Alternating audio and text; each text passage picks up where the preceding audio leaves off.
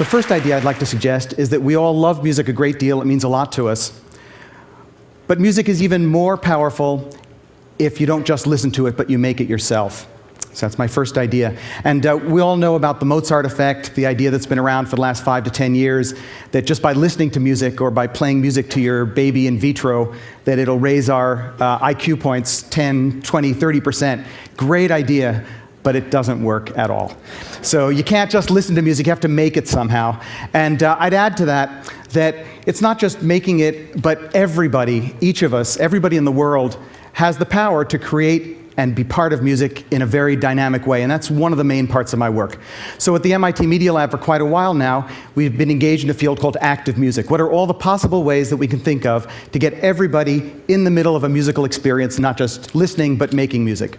And we started by making instruments for some of the world's greatest performers. We call these hyper instruments for Yo-Yo Ma, Peter Gabriel, Prince, orchestras, rock bands. Instruments where there are all kinds of sensors built right into the instrument, so the instrument knows how it's being played. And just by changing the interpretation and the feeling, I can turn my cello into a voice or into a whole orchestra, into something nobody's ever heard before. When we started making these, I started thinking, well, why can't we make wonderful instruments like that for everybody, people who aren't fantastic Yo-Yo Ma's or Princes? So we've made a whole series of instruments. One of the largest collections is called the Brain Opera. It's a whole orchestra of about 100 instruments, all designed for anybody to play using natural skill. So you can play a video game, drive through a piece of music, use your body gesture to control huge masses of sound, touch a special surface to make melodies, use your voice to make a whole aura. And when we make the Brain Opera, we invite the public to come in to try these instruments and then collaborate with us to help make each performance of the Brain Opera. We toured that for a long time. It's now permanently in Vienna, where we built a museum around it. And that led to something which you probably do know. Guitar Hero came out of our lab, and my 2 teenage daughters and most of the students at the MIT Media Lab are proof that if you make the right kind of interface, people are really interested in being in the middle of a piece of music and playing it over and over and over again. So the model works, but it's only the tip of the iceberg, because my second idea is that it's not enough just to want to make music in something like Guitar Hero, and music is very fun, but it's also transformative. It's very, very important. Music can change your life more than almost anything. It can change the way you communicate with others. It can change your body. It can change your mind. So we were trying to go to the next step of how you build on top of something like Guitar Hero. We are very involved in education, have a long-term project called Toy Symphony, where we make all kinds of instruments that are also addictive, but for little kids. So the kids will fall in love with making music, want to spend their time doing it, and then will demand to know how it works, how to make more, how to create. So we make squeezy instruments, like these music shapers that measure the electricity in your fingers, beat bugs that let you tap in rhythms, they gather your rhythm, and like Hot Potato, you send your rhythm to your friends who then have to imitate or respond to what you're doing. And a software package called HyperScore, which lets anybody use lines and color to make quite sophisticated music, extremely easy to use, but once you use it, you can go quite deep, music in any style, and then by pressing a button, it turns into music notation so that live musicians can play your pieces. We've had good enough, really very powerful effects with kids around the world, and now people of all ages using HyperScore.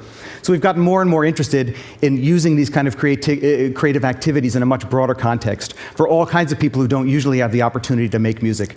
So one of the growing fields that we're working on at the Media Lab right now is music, mind, and health.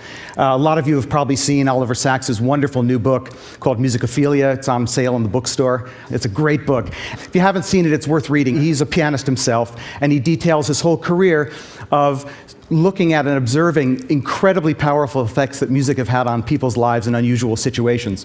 So we know, for instance, that music is almost always the last thing that people with advanced Alzheimer's can still respond to.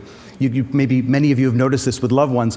You can find somebody who can't recognize their face in the mirror or can't tell anyone in their family. You can still find a shard of music that person will jump out of the chair and start singing. And with that, you can bring back parts of people's memories and personalities. Music is the best way to restore speech to people who've lost it through strokes, movement to people with Parkinson's disease. It's very powerful for depression, schizophrenia, many, many things.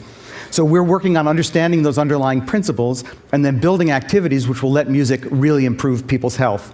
And we do this this in many ways. We work with many different hospitals. One of them is right near Boston, called Tewksbury Hospital. It's a long-term state hospital where several years ago we started working with HyperScore and patients with physical and mental disabilities. This has become a central part of the treatment at Tewksbury Hospital. So everybody there clamors to work on musical activities. It's the activity that seems to accelerate people's treatment the most, and it also brings the entire hospital together as a kind of musical community. I wanted to show you a quick video of some of this work before I go on.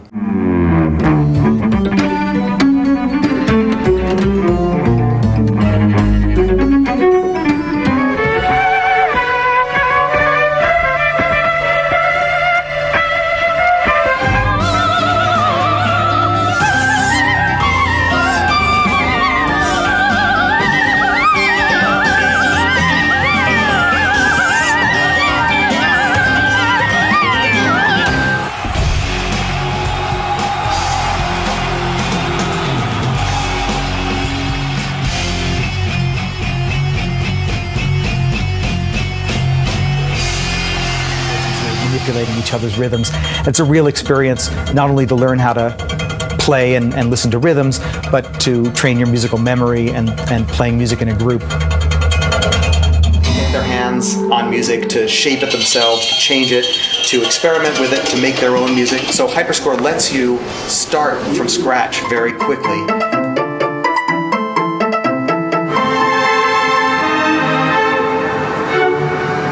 Everybody can experience music in a profound way. We just have to make different tools.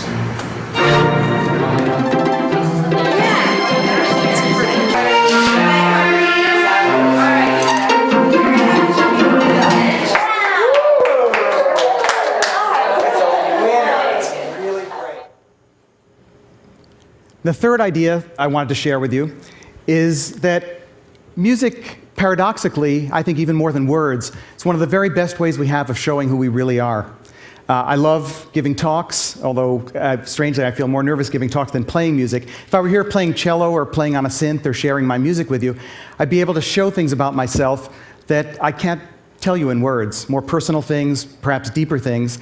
I think that's true for many of us, and I wanted to give you two examples of how music is one of the most powerful interfaces we have from ourselves to the outside world. The first is a really crazy project that we're building right now called Death and the Powers.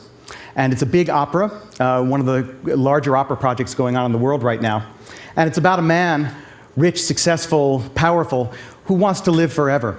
So he figures out a way to download himself into his environment, actually into a series of books. But so this guy wants to live forever. He downloads himself into his environment. The main singer disappears at the beginning of the opera, and the entire stage becomes the main character. It becomes his legacy. And the opera's about what we can share, what we can pass on to others, to the people we love, and what we can't. Every object in the opera comes alive and is a gigantic music instrument, like this chandelier. It takes up the whole stage. Looks like a chandelier, but it's actually a robotic music instrument. So this, you can see in this prototype, gigantic piano strings. Each string is controlled with a little robotic element, either little bows that stroke the strings, propellers that tickle the strings, acoustic signals that vibrate the strings. We also have an army of robots on stage. These robots are the kind of intermediary between the main character, Simon Powers, and his family. There are a whole series of them, kind of like a Greek chorus. They observe the action. We've designed these square robots that we're testing right now at MIT called OperaBots. These OperaBots follow my music. They follow the characters. They're smart enough, we hope, not to bump into each other.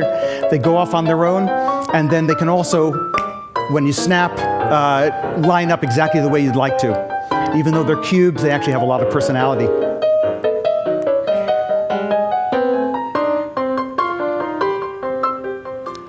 The largest set piece in the opera it's called The System. It's a series of books. Every single book is robotic, so they all move, they all make sound, and when you put them all together, they turn into these walls which have the gesture and the personality of Simon Powers. So he's disappeared, but the whole physical environment becomes this person. This is how he's chosen to represent himself. The books also have high-packed LEDs on the spines, so it's all a display. And here's the great baritone James Maddalena as he enters the system. This is a sneak preview.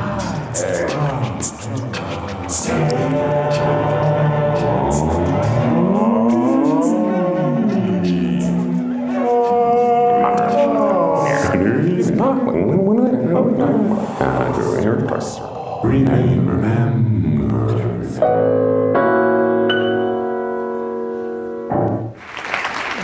This premieres in Monaco in September 2009. If by any chance you can't make it, another idea with this project, here's this guy building his legacy through this very unusual form, through music and through the environment. But we're also making this available both online and in public spaces as a way of each of us to use music and images from our lives to make our own legacy or make a legacy of someone we love. So instead of being grand opera, this opera will turn into what we're thinking of as personal opera. And if you're going to make personal opera, what about a personal instrument? Everything I've shown you so far, whether it's a hypercello for Yo-Yo Ma or a squeezy toy for a child, the instruments stay the same and are valuable for a certain class of person, a virtuoso, a child. But what if I could make an instrument that could be adapted to the way I personally behave, to the way my hands work, to what I do very skillfully, perhaps to what I don't do so skillfully? I think this is the future of interfaces, the future of music, the future of instruments. And I'd like now to invite two very special people on a stage so I can give you an example of what personal instruments might be like. So can you give a hand to Adam Boulanger, PhD student from the MIT Media Lab, and Dan Elsey. Dan, thanks to TED and to Bombardier FlexJet, Dan is here with us today all the way from Tewkesbury. He's a resident at Tewkesbury Hospital. This is by far the farthest he's strayed from Tewkesbury Hospital, I can tell you that, because he's motivated to meet with you today and show you his own music. So first of all, Dan, you want to say hi to everyone, tell everyone who you are?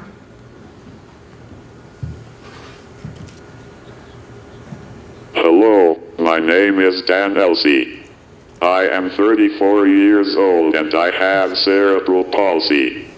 I have always loved music and I am excited to be able to conduct my own music with this new software.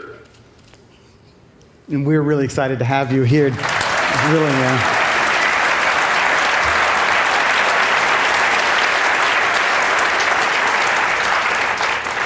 So we met Dan about 3 years ago, 3.5 years ago, when we started working at Tewkesbury.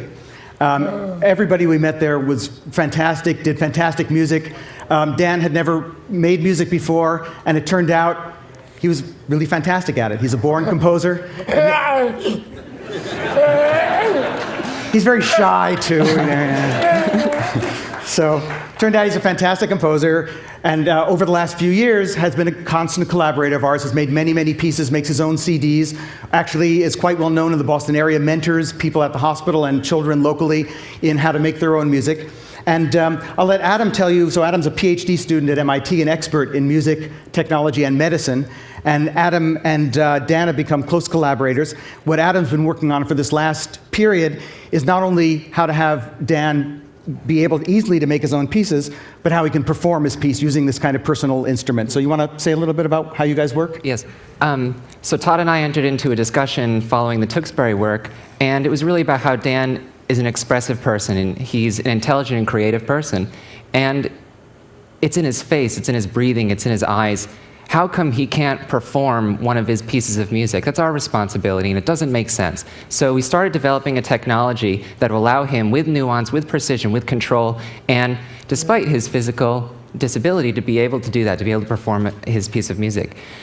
So the process and the technology, basically first we needed an engineering solution. So we have a FireWire camera, it looks at an infrared pointer. We went with the type of sort of gesture metaphor that Dan was already used to with his talking, with his speaking controller.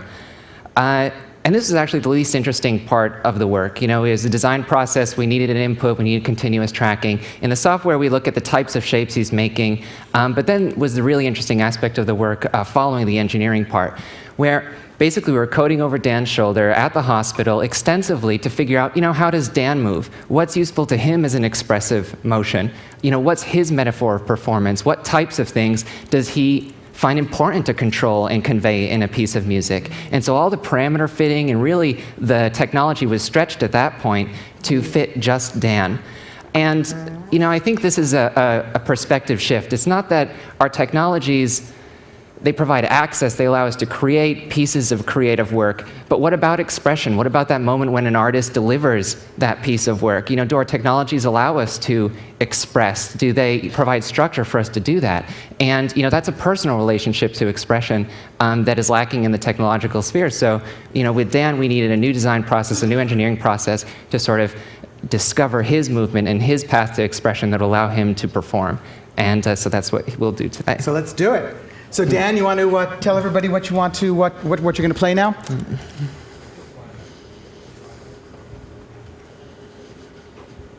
This is my Eagle song. So Dan's going to play a piece of his called My Eagle Song. In fact, this is the score for Dan's piece, completely composed by Dan in Hyperscore. And so he can use his infrared tracker to go directly into Hyperscore. He's incredibly fast at it, too, faster than I am, in fact. He's really modest, too. No, so he can go in, make in Hyperscore. You start out by making melodies and rhythms. He can place those exactly where he wants. Each one gets a color, goes back into the composition window, draws the lines, places everything the way he wants to. Looking at the Hyperscore, you can see it also. You can see where the sections are. Something might continue for a while, change, get really crazy, and then end up with a big bang at the end. So that's the way he made his piece. And as Adam says, we then figured out the best way to have him perform his piece. It's going to be looked at by this camera, analyze his movements. It's going to let Dan bring out all the different aspects of his music that he wants to. And you're also going to notice a visual on the screen. We asked one of our students to look at what the camera's measuring. So, but instead of making it very literal, showing you exactly the camera tracing, we turned it into a graphic that shows you the basic movement and shows the way it's being analyzed. I think it gives an understanding of how we're picking out movement from what Dan's doing, but I think it'll also show you, if you look at that movement, that when Dan makes music, his motions are very purposeful, very precise, very disciplined, and they're also very beautiful. So in hearing this piece, as I mentioned before, the most important thing is the music's great, and it'll show you who Dan is. So this is, are we ready, Adam? Yeah. Okay, now Dan will play his piece, My Eagle Song, for you. Ready when you are.